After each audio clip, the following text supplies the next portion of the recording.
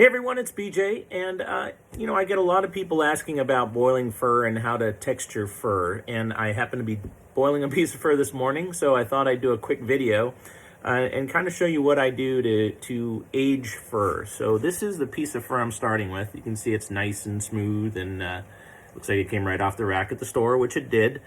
And I'm going to go ahead and give this a little more texture.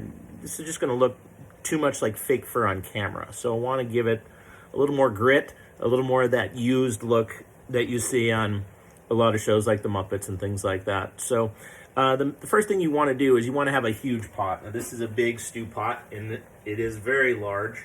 You want to make sure you give enough water to submerge your fur completely, but not so little that the fur is sitting on the bottom. You want it constantly moving in there because you're going to leave the heat on this pot and keep it boiling for a while. If that fur can settle, it can get on the bottom and melt.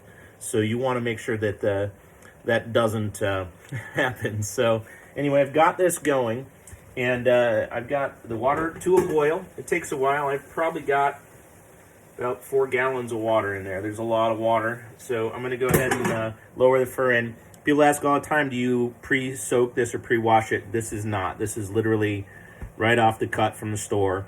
I'm going to put it in here. You do want to have on hand a wooden spoon or a wooden spatula, something like this, because you're going to want to keep stirring this pretty regularly.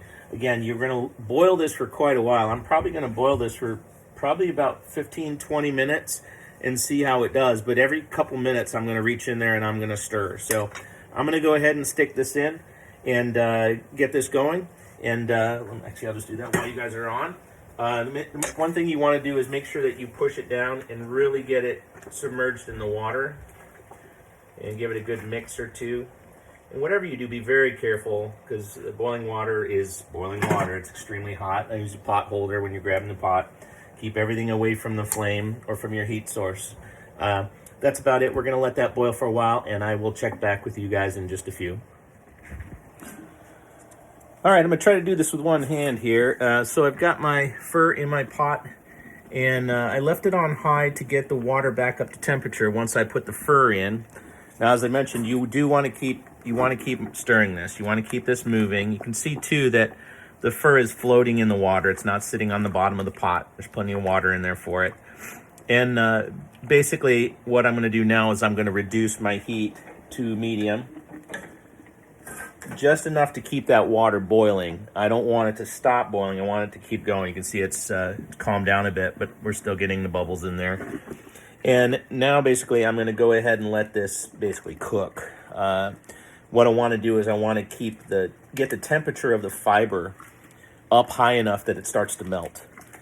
And it can reform. It's got a memory right now, and it's very straight. Sometimes it can be wavy. And what this does is it breaks those bonds in that fiber, and it makes it more malleable.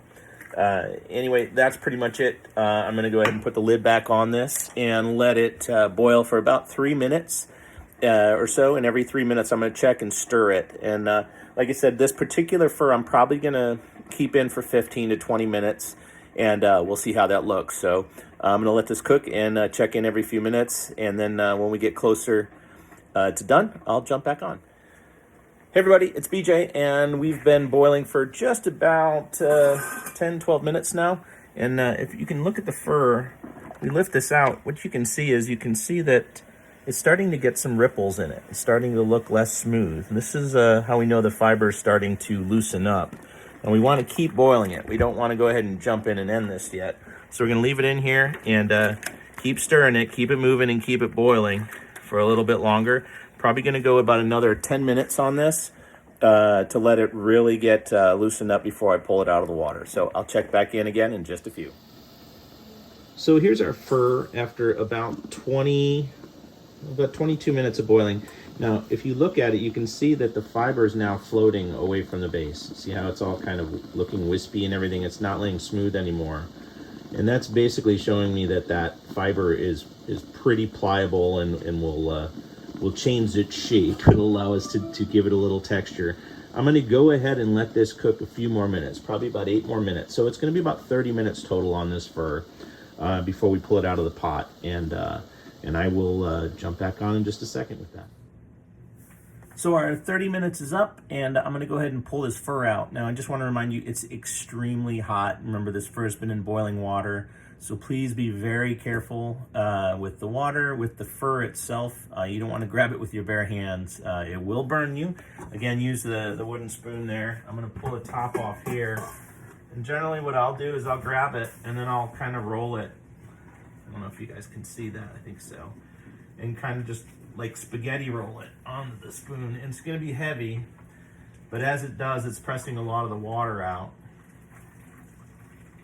If you're using a really big piece of fur, it's gonna be extremely heavy, so be very careful with that. And let's see. All right, we're gonna move this over to the sink here so you guys can see this. And this is basically what we have. We have our little taffy roll. Turn the stove off. And if you look at the fur too, you can see it's like wavy, like the fibers aren't straight anymore. Now what I don't want to do is I don't want to run cold water over this right away. I don't want to rinse it out. I don't want to wring it. I don't want to throw it in the dryer. What we're going to do is take this outside, and I'm going to shake it. I'm going to do like I would with an old blanket or whatever, and I want to try and shake the water out of it. And what that'll do is it'll get a lot of that excess water out, and it'll allow that fur to really start to fluff up, and you'll see the difference in the texture. So we're gonna head outside, and I'll do that. All right, we're outside, and I've got my my fur. It's still steaming. As you can see, it just walked out. And what I wanna do is I wanna unroll this. Now again, be very aware this is extremely hot. So when you grab it, don't just grab it with your bare hands, or try to find a corner that's starting to cool, and then unwind it. And then what we're gonna do is we're just gonna kind of snap this. Woo, that's hot. Ooh, gotta sit that down for a second. It's really hot. If you want to wear some thick latex gloves or rubber gloves, you can. Now what we're doing is just doing this for texture right now. While it's boiling in there, if you want, that's the time you can also dye. Basically the same process for dyeing fur. The dye, though, you're going to let it cook for a long time because it really takes a long time to penetrate the fiber, depending on the type of fur that you have in the backing and the type of dye as well. Process is pretty much the same, though. With the dye, generally what I'll do, though, is I will run it under cold water right away, and that'll lock the dye or help set it so you're not losing it. So this is finally cooled off a little. Spin it around. Now, if you look at our fur, you can see all this great texture that we had. If you remember what it looked like before, it was really smooth. And now we've got this really great, nice piece of textured fur. Same material, same backing. And what I'm going to do now is I'm going to hang this over the back of the chair and let it just drip dry and air dry the rest of the way. If you put it back in the dryer, it's going to heat back up and smooth back out. If you want to smooth sections of it out, you can do that with a hair dryer, actually, in a brush. You can warm it up and brush it out, and it'll smooth back out to that original texture. So you can get a good blend. If there's areas you want real matty like this, or areas that you want smooth, you can create that.